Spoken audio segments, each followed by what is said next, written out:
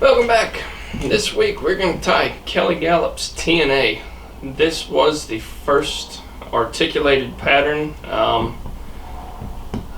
that had any. I'm not exactly sure how he puts it. I think he said that it was the first articulated pattern that actually stuck, that had any success. And man, things have really just exploded from there. Just his patterns alone. I mean, he's got, I don't know how many articulated patterns that are out there. Dozens, if not probably 100. I don't know. There's just a ton of them. But this is kind of what got everything going, and then the T&A became a series. He went with the cone head. He went with the T&A bunker, the bang tail. You know, the flatliner's kind of an offshoot of the T&A. There are just so many of them, and eventually what I would like to do is kind of go through the progression of all of them, because you can see as it goes, it builds on so many different concepts that are used in. You look at anybody's flies out there today, Kelly's concepts that he started, or that he came up with through his designs, whatever it may be, are used in just about every tier's style today. It's just revolutionary, it really is. So what we're going to do is we're going to start with the basics on the T&A, and this is just the straight T&A. We'll show and highlight how things have expanded since the inception, but we'll get started on this one. I need some Hackle pliers here. Really simple design, honestly. I mean, it's just Palmered Marabou and 2 hooks put together with some wire. But I can't imagine what it took getting to this to actually get something, you know, to swim. Because if you listen to him talk, they worked on the articulated stuff. His one video, I can't remember which one it is.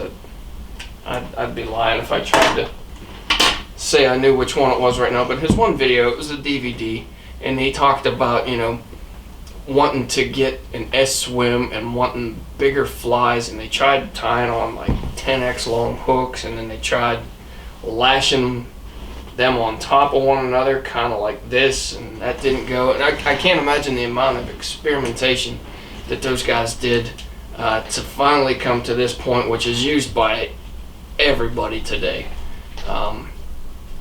It's just amazing how far things have come with the simple, with something simple as a piece of wire, or a piece of, I think it was 30-pound back then, connecting 2 hooks through the eye. You know, I mean, it's just exciting to see, you know, what's around the bend. You know, some of these folks that are out there, really good fly designers, what's going to be the next revolution in this, and it's interesting to keep an eye on for sure. But enough rambling. We'll get a thread base down. This is going to be on the smaller side. This is a miniature version of the T&A. This is going to be on the smaller side of what you'll see. The back hook's going to be a 70/50 from MFC size 6. The front hook's going to be a size 4. Typically when I'll tie these, I like tying them 1s and 2s. So 2 for my back, 1 for my front hook. But we're gonna really scale this one down and just tie something a little bit smaller. So we're just gonna go through this right now and pick out all of our Marabou, and I'll explain what we're looking for as we go through this. There's a good piece right there. I'll pick some bad pieces out too, just to, well, that's a no-brainer right there. That one's shit. I'll explain a little bit what we're looking for here, but I'm going to try and pick out some bad pieces as well that won't suit this application. Like this one right there, that won't. I'm going to pick out, I don't know, 7 or 8 different plumes here. That should be enough to explain what I want to and also finish the fly off. If not, yeah, that'll be good. So what you're looking for when you're going to be palmering Marabou, there's really one specific thing that you're looking for, and that's length and the pliable stem on this. So you can see we've got a really lengthy piece of Marabou right there, and if you push this down you can see where it bends. Like, I'm going to grab this pretty far up and you can see right where that bends, and where that's bending is telling me that I still have a flexible fiber right there, and I can peel that out. Everything below that, if I try and turn that right there, that's an excellent feather, by the way. If I try and turn it right there, that thing's going to wind up splitting, and it will unravel on you. So that's a good feather right there. This feather right here, this is just junk. I mean, toss it. If you want to, you can use that for like a skirt. That would make a good connection right there, but any feather's going to make a good skirt. You just work with the feather how you see fit for the application. Those ones are all pretty good. This is one right here where if you're not going to get a whole lot out of, you can see how that stem starts to get really thick right through there. As that stem thickens up, you can see I can't even bend that right there. That's going to split guaranteed. And then all of this stuff right here, you may get one turn out of that section that's good. These fibers up here are all bent up, and it's just not going to palmer a nice Marabou plume. This right here is a perfect example of an overwing. This would make an excellent overwing. It's almost woolly bugger Marabou right there. These sides right here would make good skirts. Not really good for this application that we're using right here. So I'm going to start with this first one that I picked out. Like I said, this is a really good material. This is a really good feather. Got some of it in my eye. And we're going to start this at the halfway point on this hook. And our package side is facing up. I just want to capture that right there. 1, 2, and then run this forward. We'll half hitch. Come on. There we go. Grab our hackle pliers.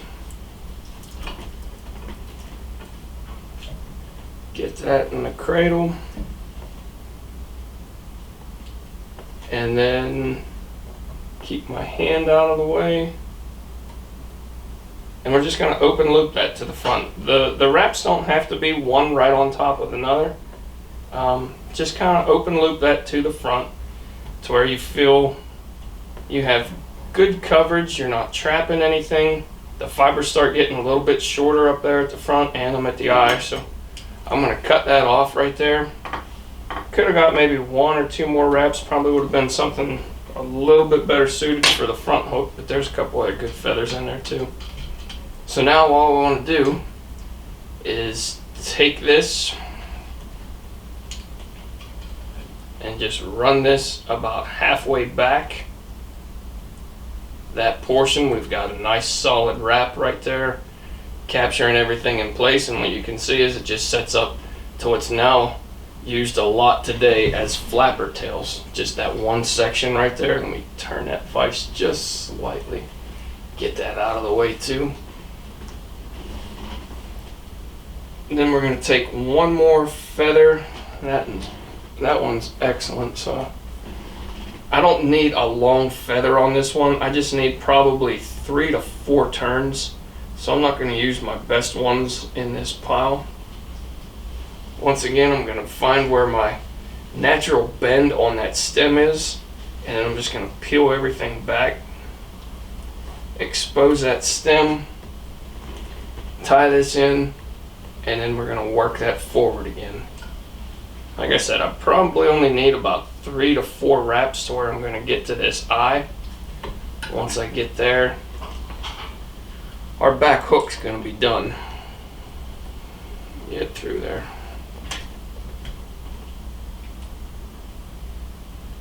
go ahead and capture that. Let me get my first wrap facing the direction that I want it to. Peel all of that stuff back as we go, and then just open loop right through to the front. We are clear. Still have a nice clean eye to work with right there. Everything looks good. Just pull that back. Give that a quick trim. Everything's sitting pretty good. So now we'll peel this stuff back. Just 1 or 2 wraps over the top of that. You can see I may have 4 turns on that head for thread wraps. That's just to peel the fibers back a little bit, cover up any exposed stem that I may have so it's not going to get ripped up by a tooth or anything. And then we're going to whip finish. I got 2 fibers there that I think I'll live with. There we go. We're going to whip finish. You don't necessarily have to because we're going to cover this up. But we're going to take and just touch that thread up with some tan.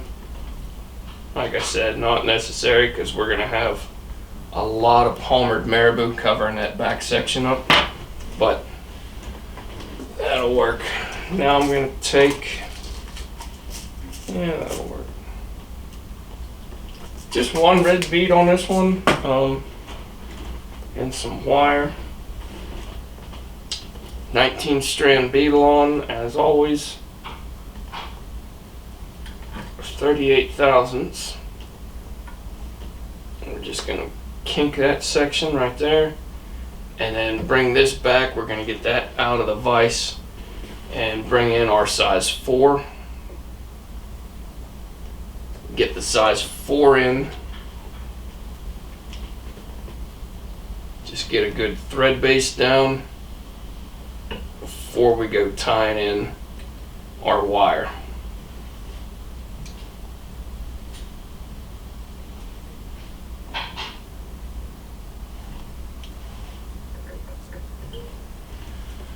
So there we go. Now we're going to tie in our back hook. If you're just starting to tie streamers, or just starting to tie in general, this is an excellent pattern to start with.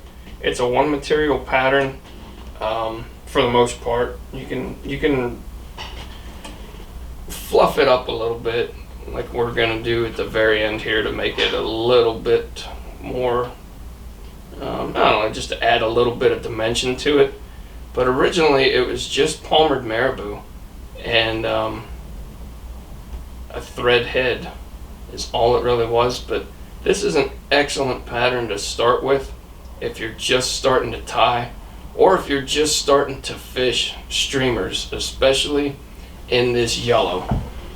Yellow or white, something that you're able to see in the water, so you can see as you make your twitches and as you actuate the fly, you're able to see an immediate response of what you're doing with the rod tip. So yellow or white, just something that you're able to really pick out really well in the water. This is a great pattern to do that as well. It's weightless, it's easy to cast, it responds like crazy, and there's almost no wrong way to fish this pattern. There really isn't. Anything really across stream, a jerk strip, you can fish this one slow, you can fish it fast. It's really an all-around great pattern to get somebody started on tying and fishing streamers. But not only that, I mean, it's going to catch fish too. I mean, we still keep these in the boxes in the boat. We'll still fish them even with all the advancements and all of the new materials and everything that's out there. Can't beat these old school patterns. So I'm going to go back to our yellow here, and I almost skipped a step. I did lie when I said it was a one pattern material. It can be if you want it to be. We're going to take a little bit of flash and we're going to use this as a skirt. Well, this is going to be part of the skirt. The Marabou is going to cover up the rest of it there. I'm going to take, I don't know, 4 or 5 strands, somewhere about that, whatever I have right here. And then I'm going to double this up. That way I'm not wasting a lot of material. I'm going to double that up. And I'm just going to run this laterally into that back fly. There we go. There's probably, I don't know, 8 to 12 strands, somewhere about that in there. And I want to run this back about halfway back the rear hook, just to get a little bit of internal flash in this. So I'm going to work that forward, bring that around on the opposite side. Let me rotate my vise just slightly, make sure that everything looks good. I got 1 or 2 wanting to go in there. There we go. Even on both sides, everything looks good.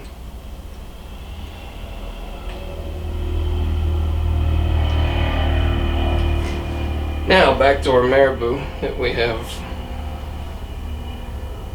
set to the side there. And then you're just going to run this Marabou, probably 3 plumes is what you're going to wind up using. You're going to run this all the way up to the front.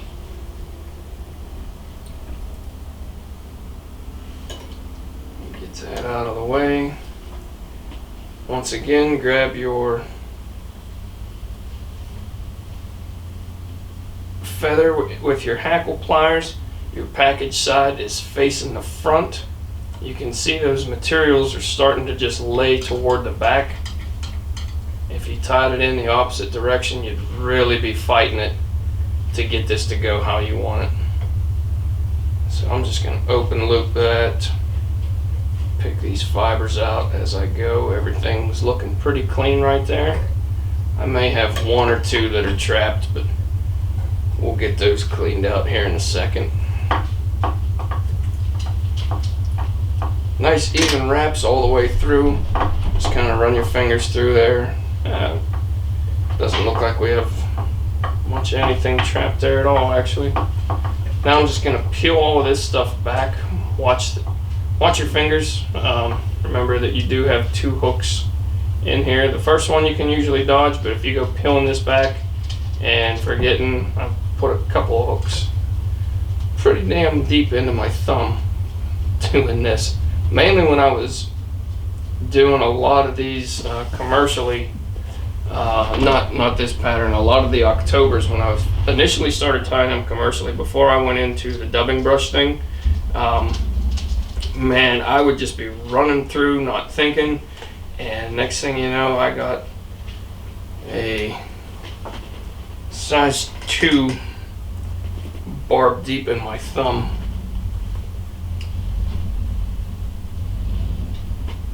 Wound up bleeding all over the fly, gotta throw it away. Just a bad day all around. Alright, back to this. Now some of these, like this would make an absolutely excellent tail because you don't have that big thick web up here, but at the same time it's also making an excellent Palmered Marabou piece. If you have that big web, it's really easy to figure out where you want to grab with your hackle pliers. With that web not being there, just peel this stuff back, grab a decent little clump right there, and then that's going to be the section that you work,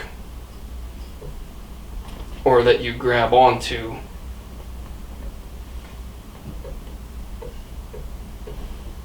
to palmer these forward. I see some tires go and they work the opposite direction. They work with the they'll tie the tips in and then bring the stem around. Typically you won't need hackle pliers with that either. That works as well, it really does. it's just I'm really accustomed to doing it this way, and I know exactly what point I'm gonna start with on that stem. I know exactly where I'm starting and stopping, and then sometimes, like, I like starting here because it gives a taper. These fibers are a little bit longer than the front.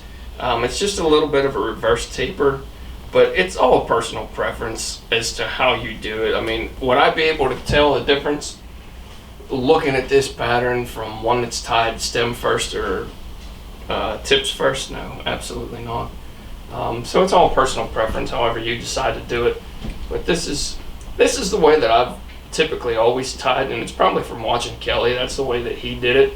So that's probably where, well, not probably, that's where I got it from, because he was the one that, his videos were the ones that I watched initially to get me into this streamer thing. And man, hasn't looked back since. It's kind of taken on a life of its own, really. So that's where I picked it up, tying in by the stem and not the tips. But I watch other folks, they do it, and you know, they tie in by the tips, work with the stem, and it works good for them. So whichever one you get the most comfortable with, or whichever way you prefer to go about it, there's really not a right or a wrong way. There are certain applications where I do prefer one over the other, but on this fly, that it doesn't really matter because it's just consistent throughout. So there we go. We've got 3 Marabou plumes, and we've made our way up to the front here. I could probably peel this back and fit one more in there to really finish this fly off and to really get a little bit of extra bulk in there. But I'm happy with how this one's sitting. I'm just going to make about 3 to 4 turns back just to peel some material back. There we go.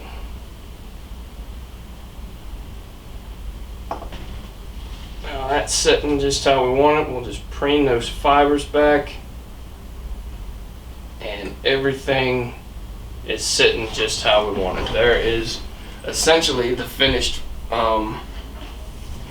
articulated T&A. But like I said, we're going to add a little bit to this one. We're going to add some color to it, or we're going to add some lateral lines. So what we'll do here is just go through and find 2 good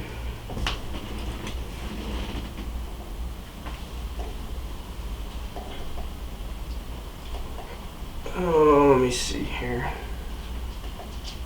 Actually, those 2 are about a perfect match right there.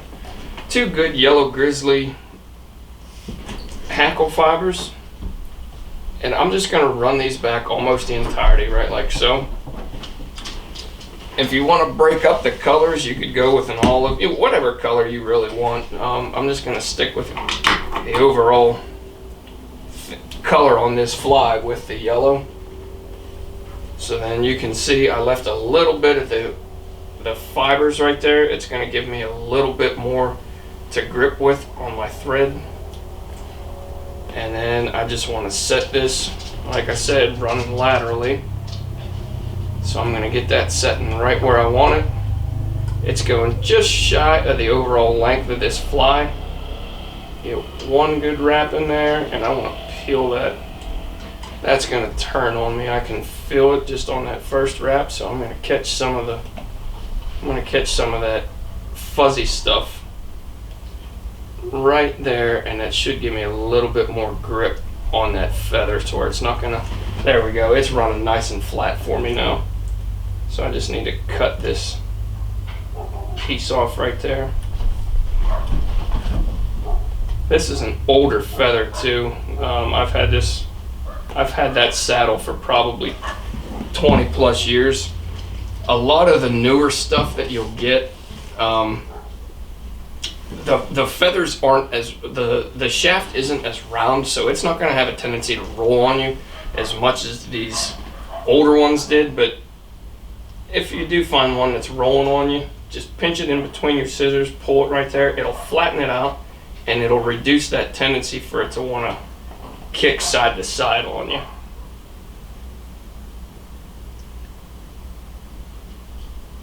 So now same thing on the opposite side. I just want that running right down the center on the opposite side of the other one that we have tied in. And then there we go. We have a nice clean eye, nice clean thread wraps leading up to the head. I just doubled that one feather back over. And then I want to just whip finish this. I'm going to color it up, and then you can throw some lacquer or whatever you want on there. I don't know what the hell happened there. Skipped a loop or something. There we go. Now I'm going to take and find, if I can, this marker here.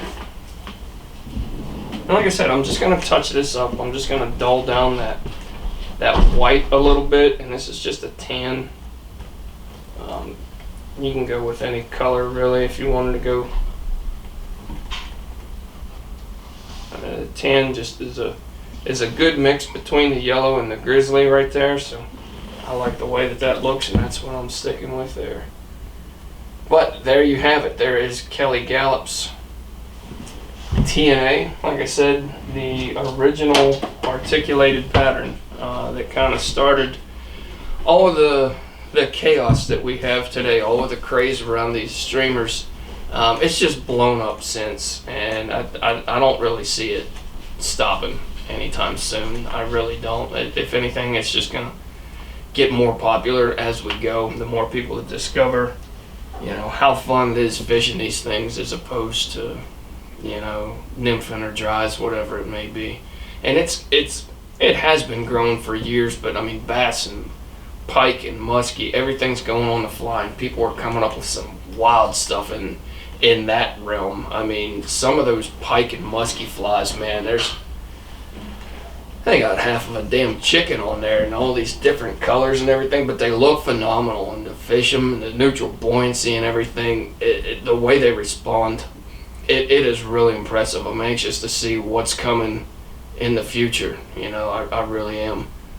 The one thing that I haven't bought into a ton are the plastic heads and everything that goes on there. Now, I use some cone heads every once in a while, and I use the fish skulls, but these plastic heads that get folks away from, tying D&Ds or,